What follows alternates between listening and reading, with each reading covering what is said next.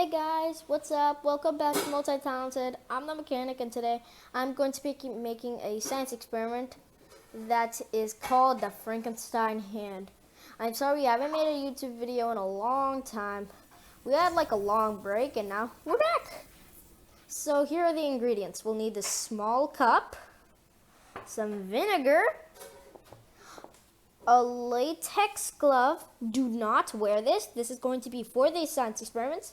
Some measuring spoons, and some baking soda. So now let's hop in. So we need this cup, like small cup, and then what we'll need to put in is some vinegar, like a little bit less of 1/4 cup, like that's good. And then what we'll need is to put 1 tablespoon of baking soda. As so. But do not pour it in the cup, pour it in the glove.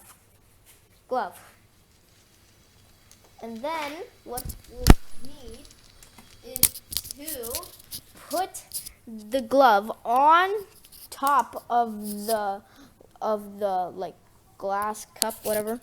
And then put this baking soda, pour it into the vinegar, and then it will fizz up like this.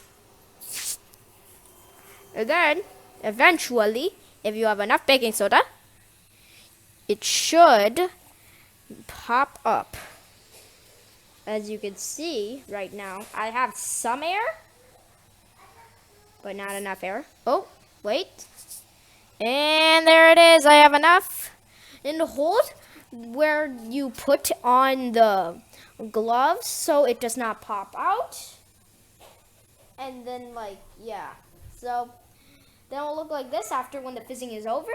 You can try to stop but also hold it at the same time, and then it's very fragile when it's fizzing, so there's a little high five.